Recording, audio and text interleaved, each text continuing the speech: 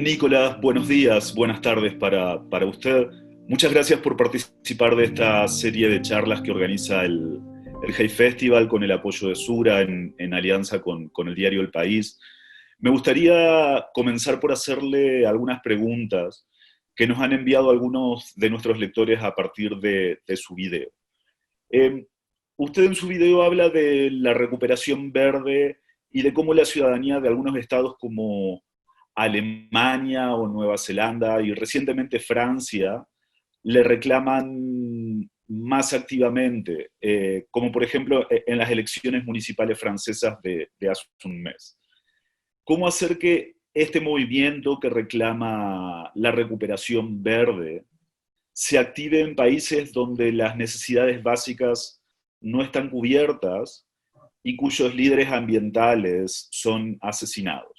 Es una pregunta de Darío Luque de Madrid. I think that in many countries around the world, the commitment to a sustainable recovery, a green recovery, is something that's common. And you do not have to be rich to care about the environment.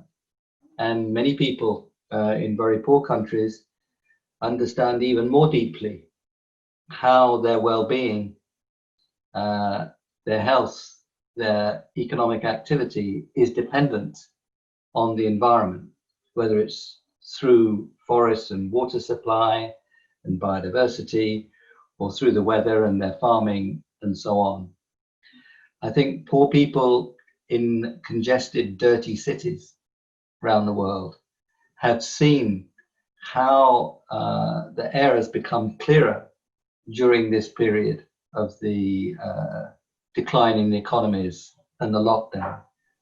Now, the lockdown has been a great tragedy for poor people, but they have seen the clean air that comes with it. I think people around the world have seen that you can actually change quite quickly if you choose to do so. So all those things, I think, tell us that in all countries, the feeling that we should be building back better, that we should be having a sustainable recovery, is strong.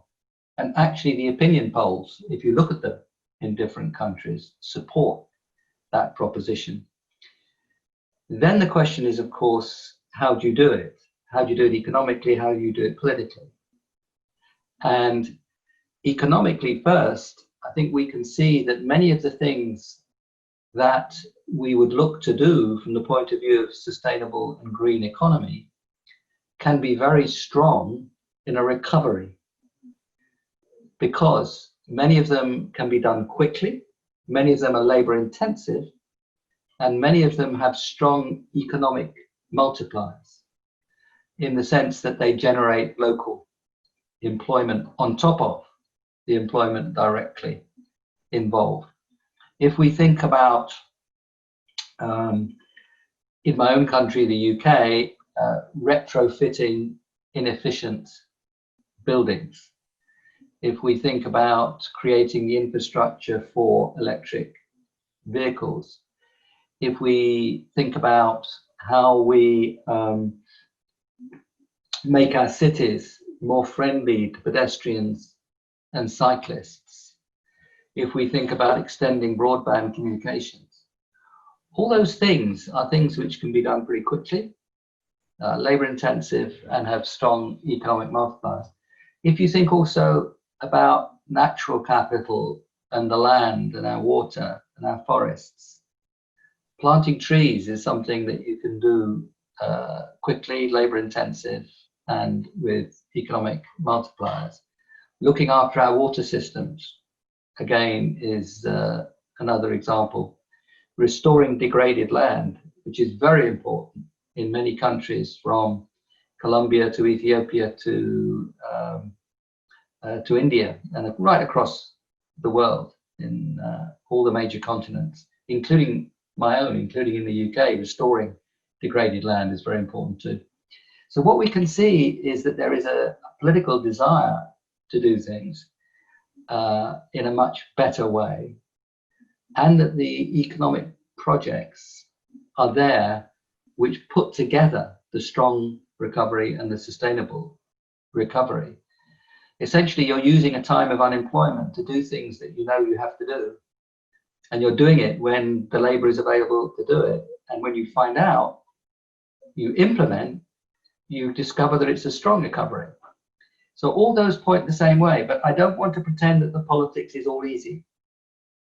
There are some parts of the politics which are not easy. Some countries, people will argue, some sectors people will argue, this is not the time to change things radically. We make diesel cars, we know how to make diesel cars, let's just get on with making diesel cars. Or there are some places where that could have been true in Germany. In fact, this time, the German government pushed the car industry very strongly to accelerate the move towards electric. In China, there's a strong vested interest in coal, in the electricity supply system. And in some regional provinces in China. So those vested interests will say, no, let's just get on with it quickly, doing the things we know. We haven't got time for all this new stuff. So the politics cuts both ways, and that means it's very important that we have a strong and clear public discussion. And that's why you need academics like me, it's why you need the Hay Festival, and why you need journalists like you. Muchas gracias. Tengo otra pregunta de nuestros lectores. Justo ahora que usted estaba hablando de China, ¿no? Desde hace años se viene insistiendo en la importancia cada vez mayor de China como potencia financiera, que puede reconfigurar de alguna manera el sistema de comercio mundial. Paul Krugman, en un video de esta serie, hablaba de cómo no está claro que China pueda asumir del todo este liderazgo comercial, porque sus sistemas políticos son muy diferentes a los de Estados Unidos. ¿Cómo ve usted que estará el balance de poder entre Estados Unidos y China en, digamos, 5 años? Es una pregunta de Ana María Restrepo de Colombia. It's a hugely important question. I would start by saying that it would be good if we could organize our international affairs so it's not about the balance of power. It would be a good idea if we could organize our international affairs so that it's about how we cooperate internationally, how we get on with each other, also how we compete with each other. That's part of the story. But that, I think, should be our challenge, is to how we build a more cooperative system. Because a system that's antagonistic, not simply from competition in economics, but right across the board, a system that's antagonistic is deeply dangerous. So I would repose the question, is how do we build a system where the major powers in the world get on with each other in a better way? Now, that is not straightforward. I mean, the very big blocks in terms of economic strength are China, Europe, and the United States. 15 or 20 years from now, we will have to include India in that story. So our challenge should be about building a cooperative world.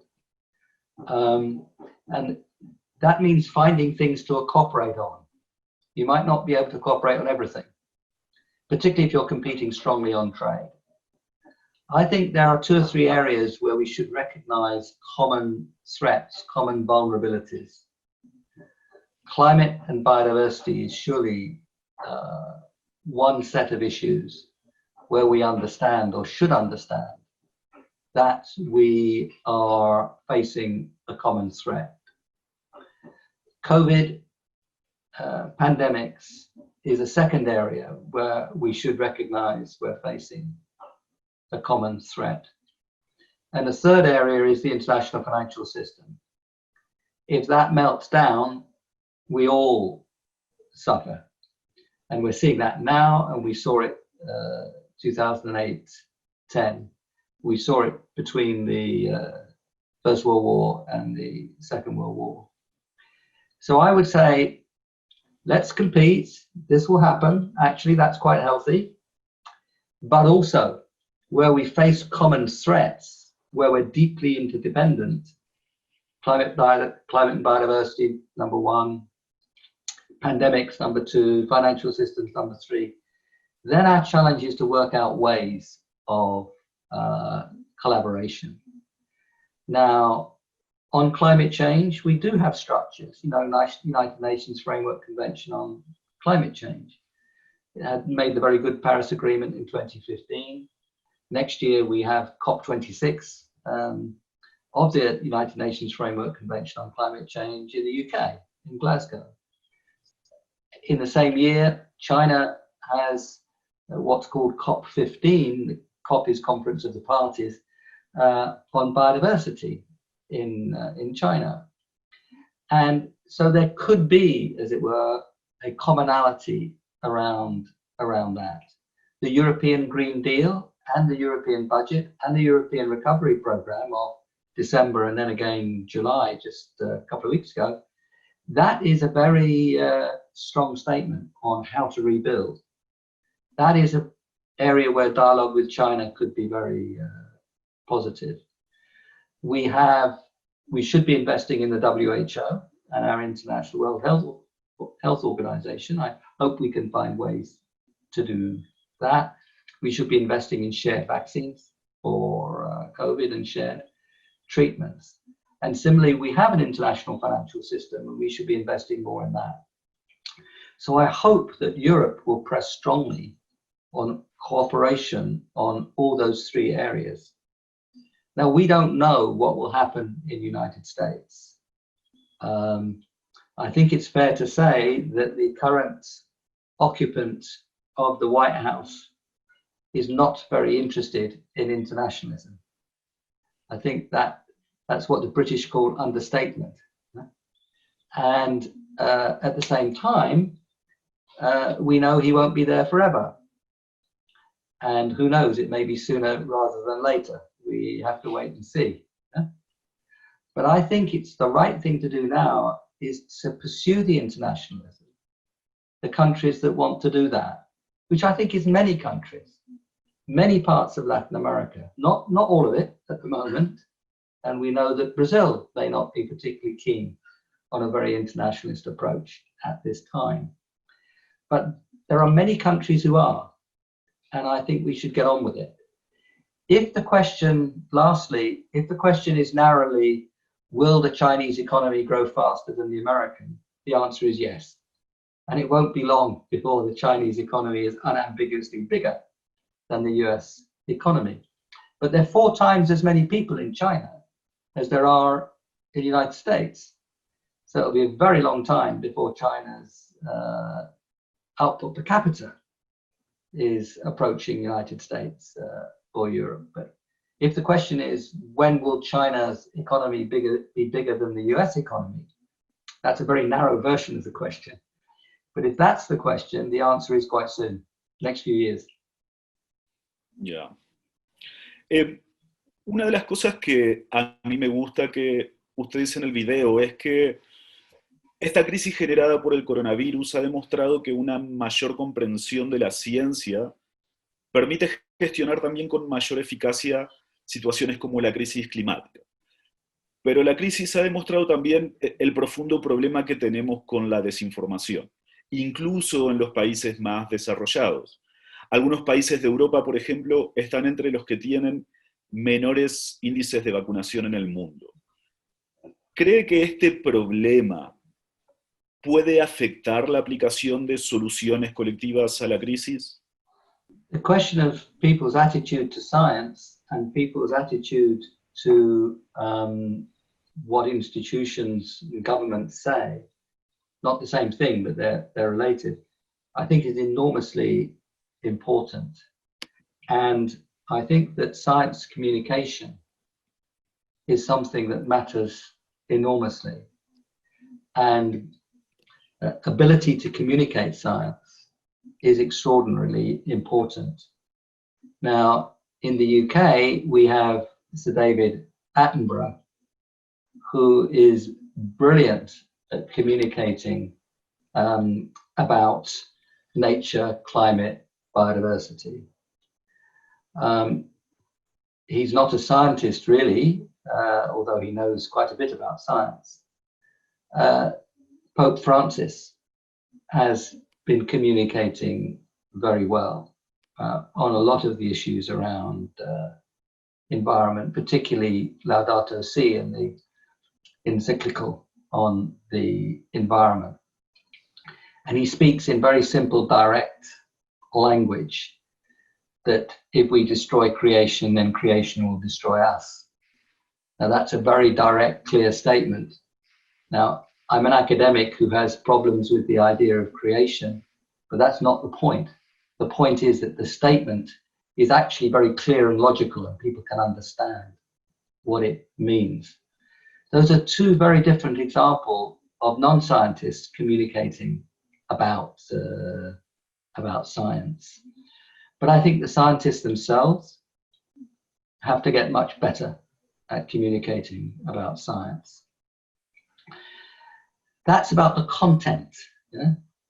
And the ability to relate the content to ideas that people understand.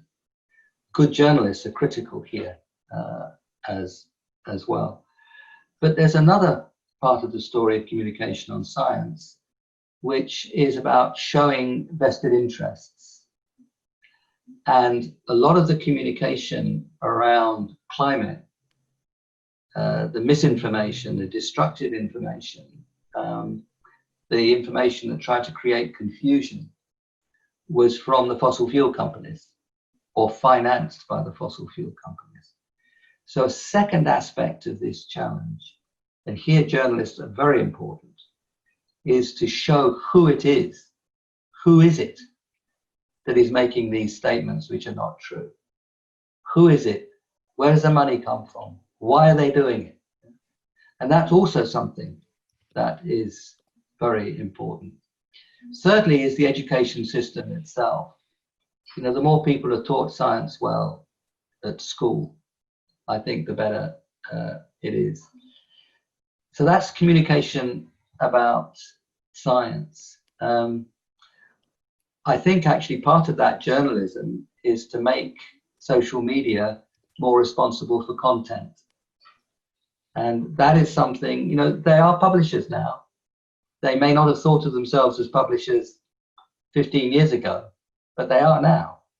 And that, I think, is something that's extremely important as well. And that will be a legal issue in many countries. So that's what we can do about science and the communication of science. I mean, there's much more to say, but those are some examples. I think in the politics, it's a question of the behavior of institutions and politicians, and whether you have institutions that people trust and people that you trust. Now, the National Institute of Health in the United States is quite well respected. And Anthony Fauci is quite well respected as the head of the part of the National Institute of Health dealing with infectious diseases.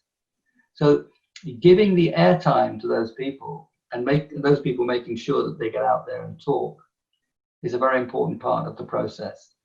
When they do talk, it's very important to be clear about what we know and what we don't know, and what we're uncertain about and what we're not uncertain about. And then to make policy in a way that says, as we find out more, this is how we will change what we do. So you have to be predictably flexible, because the way some people have lost trust around this COVID is to look as if they have no strategy, to look as if they keep changing their mind. But if you explain that we're going to learn, there'll be a learning process, and as we learn, this is how we will use what we learn. So that, I think, is very important as well. It's about how science and policymakers explain how to deal with uncertainty and how to deal with learning. So I think there's a tremendous challenge here, but I think we can see some of the things that we have to do, and I tried to describe some of them. Nicolás, tengo otra pregunta de uno de nuestros lectores. Hace unos días la OMS dijo que la pandemia quizás nunca tendría una solución definitiva. Si ese fuera el caso, ¿cómo se imagina usted el mundo en 5 años? Es una pregunta de Cintia Navas de Ciudad de México. I think it's very unlikely that we will eradicate the virus. The examples of eradication in history of a virus, I think smallpox and polio more or less. So don't expect to eradicate. So it's about management and minimization, keeping it as low as we can and managing the health threat. And a vaccine or some vaccines will help keep it down. They won't eliminate, or it's very, very unlikely that they eliminate, but they can help keep it down. But the treatment is going to be extremely important. And we've already got 2 forms of treatment which have a modest effect, a retroviral and a steroid. So they reduce the severity. So vaccine, treatment, treatment in the broad sense, not just the drugs, but the whole way you manage the infection. And third is behavior and tracing and tracking and managing. So I think it's going to be those 3 things: vaccines, treatments in the full sense of the word, and the whole behavior tracking, isolating story. It'll be a combination of those three things. If you think of HIV/AIDS, there was hope for a vaccine at some point. It proved much too difficult. It never happened. And a lot of effort was made. Yeah? But treatment got much better. And the public discussion and action around behavior was very important too. So I think what these examples show us is that it's not going to happen, or very unlikely that we extinguish this virus. But there's a lot we can do in terms of vaccines, treatments, behavior, tracking and tracing. And we have to invest strongly in all three of those things. And if we do, then it seems to me that we can live with it. I mean, we live with measles, right? And measles has actually got a very good vaccine, but we haven't eliminated measles. Yeah. My medical friends tell me that probably we will not find a vaccine as good as the measles vaccine, but probably we'll find something that's helps reduce the problem. Creo que esta es la última pregunta. Quería saber por su experiencia, las instituciones financieras internacionales suelen tener políticas de apoyos o préstamos a los países que a veces van aunadas con una exigencia de reducción del gasto público. Pero esta crisis ha demostrado la gran importancia de tener sistemas públicos robustos en salud o educación, por ejemplo, y de la importancia de que los estados inviertan en esto, para enfrentar situaciones que requieren privilegiar el bienestar colectivo. ¿Le parece que hay alguna posibilidad de que en los próximos años exista un cambio de políticas de las instituciones financieras internacionales en este sentido? The answer is, I hope so. Yes, I hope so. And I will do all I can to push in that direction. the one thing we can say with a lot of confidence is that the world will suffer from unemployment of a very severe kind around the world for the next few years. I don't know how many years a few is, but it's a lot more than one. Yeah? And we have to find a way of expanding demand in the world. Now, if you can borrow in your own currency,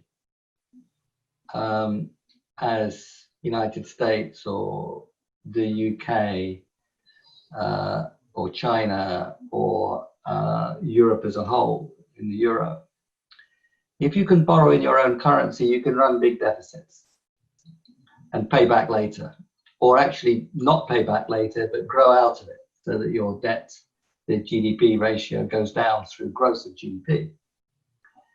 But if you cannot borrow in your own country, in your own currency, and that's true of many countries in the world, life is much more difficult. So we have to expand the lending capacity of our international institutions and stay away from austerity for a few years. Now, the international financial institutions are lending much more now, and they should. They should.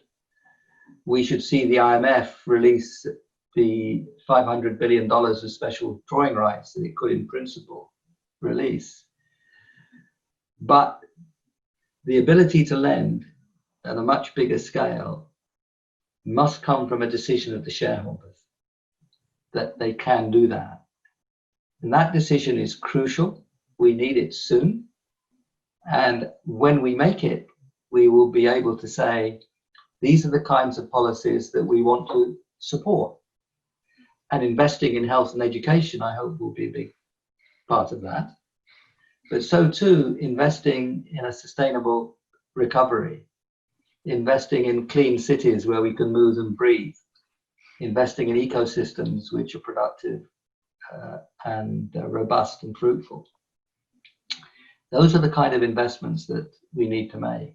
Investing in energy systems which do not pollute the air immediately through the burning of fossil fuels and destroy the climate and environment for our children. Those are the kinds of things that we urgently need to invest in. Now, I've lived inside a finance ministry in the UK. I was chief economist at the World Bank and the EBRD.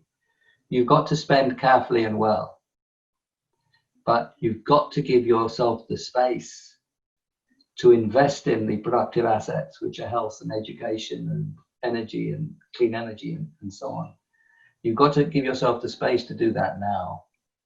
And that means that we have to have international financial system, which has got a major expansion in its ability to lend and clear ideas on investments.